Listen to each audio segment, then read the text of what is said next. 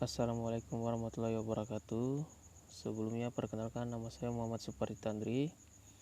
Di sini saya akan memaparkan tugas manajemen finansial. Langsung saja, pengertian manajemen kas. Manajemen kas adalah sistem pengelolaan kas perusahaan agar tersedia kas yang memadai, tidak terlalu banyak, atau agar keuntungan tidak berkurang terlalu besar, tetapi tidak terlalu sedikit yang bisa mengganggu likuiditas perusahaan. Kas adalah bentuk aktiva yang paling liquid yang bisa digunakan segera untuk memenuhi kewajiban finansial perusahaan.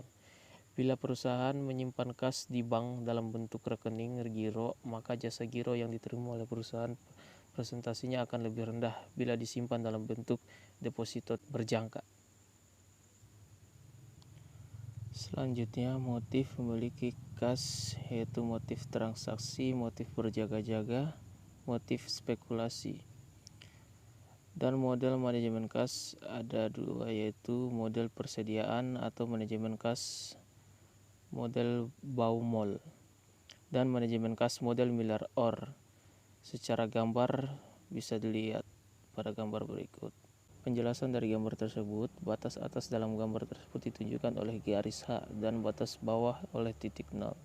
Ini berarti bahwa perusahaan menetapkan jumlah minimal kas mencapai 0. Baru perusahaan akan merubah atau menjual sekuritas untuk menambah jumlah kas menjadi set atau jumlah kas yang diinginkan perusahaan. Tentu saja perusahaan bisa menentukan batas bawah, tidak harus 0 rupiah. Selanjutnya, sistem pengumpulan dan pembayaran kas. Sistem pembayaran kas. Dalam perekonomian yang pembayaran transaksinya dilakukan tidak lagi dengan uang tunai tetapi dengan cek kue, akan timbul situasi di mana pembayaran yang dilakukan oleh perusahaan tidak segera mengurangi saldo kas, dan penerimaan cek kue tidak segera diikuti dengan penambahan kas. Sistem pengumpulan kas. Sistem pengumpulan kas mempunyai tujuan untuk mempercepat pemanfaatan kas. Salah satu caranya adalah dengan menggunakan concentration banking. Dengan cara ini perusahaan menerapkan berbagai pusat pengumpulan pada berbagai wilayah sesuai dengan penyebaran penjualannya, dan tidak hanya satu pusat pengumpulan di kantor pusat. Dengan demikian, pembelian di wilayah A diminta membayar dengan menyerahkan cek kue ke suatu bank yang telah dipilih oleh perusahaan di daerah A. Tidak perlu mengirimkan cek kue langsung ke kantor pusat perusahaan. Hal ini disebabkan karena pembeli mungkin menulis cek kue atas bank tertentu di wilayah A, yang jika cek kue tersebut kemudian dikirim ke kantor pusat perusahaan yang berlokasi sangat jauh dari wilayah A, akan memerlukan waktu yang lebih lama untuk di-clearing dan mungkin juga memakan biaya yang lebih besar. Analisis laporan keuangan. Laporan neraca.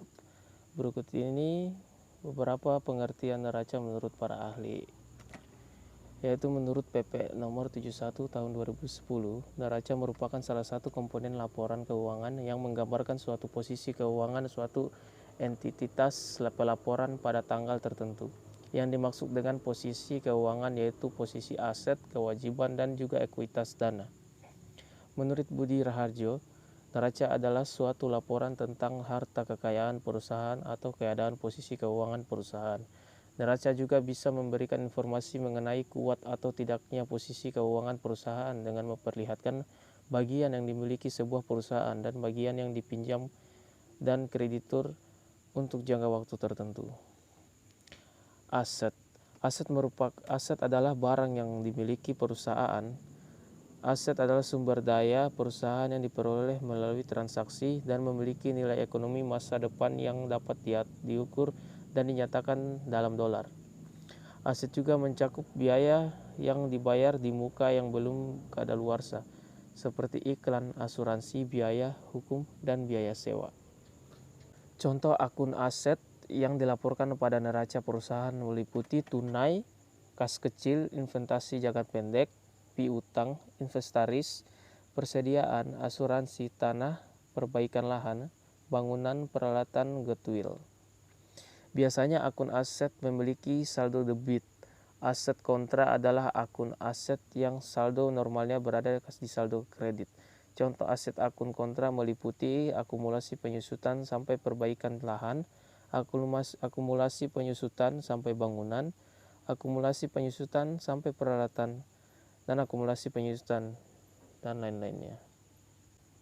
Berikut ini beberapa komponen akun mengenai isi dari contoh neraca keuangan. Supaya Anda lebih memahami apa saja akun yang berkaitan dengan neraca, yaitu kas uang tunai, aset tak berwujud, investasi jangka pendek, piutang, biaya dibayarkan di muka, investasi jangka panjang, akun hutang, biaya masih harus dibayar, kartu kredit, hutang jangka pendek, hutang jangka panjang. Berikut pengaruh contoh neraca keuangan pada bisnis, yaitu likuiditas, efisiensi neraca keuangan, pengaruh neraca pada keuntungan bisnis, leverage, dan tingkat pengembalian.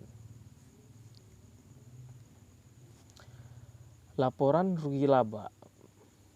Laporan rugi laba adalah laporan yang menunjukkan jumlah pendapatan dan biaya dalam suatu periode usaha atau bisnis. Adapun tujuan laporan rugi laba, yaitu dari penyusunan laporan laba rugi bisa disimpulkan sebagai berikut: untuk mengetahui jumlah pajak yang akan ditanggung, untuk pengecekan histori perolehan laba atau rugi dari waktu ke waktu sebagai evaluasi bagi manajemen perusahaan, untuk mengecek efisiensi dan efektivitas usaha berdasarkan pada nilai biaya usaha. Berikut ada akun-akun dalam laporan laba rugi, yaitu laba atau profit, rugi atau loss, biaya atau expense, penghasilan atau income, dan harga perolehan atau cost.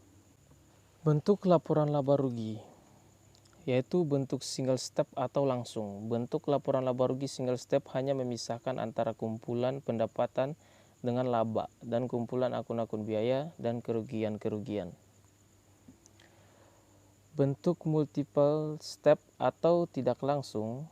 Metode multiple step adalah bentuk laporan laba rugi yang mengelompokkan akun pendapatan dan biaya menjadi sebuah runtutan akun. Laporan cash flow. Cash flow adalah suatu laporan keuangan yang berisi pengaruh kas dari kegiatan operasi, kegiatan transaksi investasi, kegiatan transaksi pembiayaan atau pendanaan, dan kenaikan atau penurunan bersih dalam kas suatu perusahaan selama periode tertentu. Berdasarkan dari neraca keuangan atau laporan pemasukan, cash flow hanya menggunakan cash sebagai dasar dari akuntansinya. Transaksi bersifat non-cash seperti penurunan nilai, penambahan bunga, dan lain-lain tidak terlibat langsung dalam cash flow, menjadikan laporan ini sulit untuk dimanipulasi. Itulah hasil pemaparan dari tugas saya. Lebih dan kurangnya mohon dimaafkan. Wassalamualaikum warahmatullahi wabarakatuh.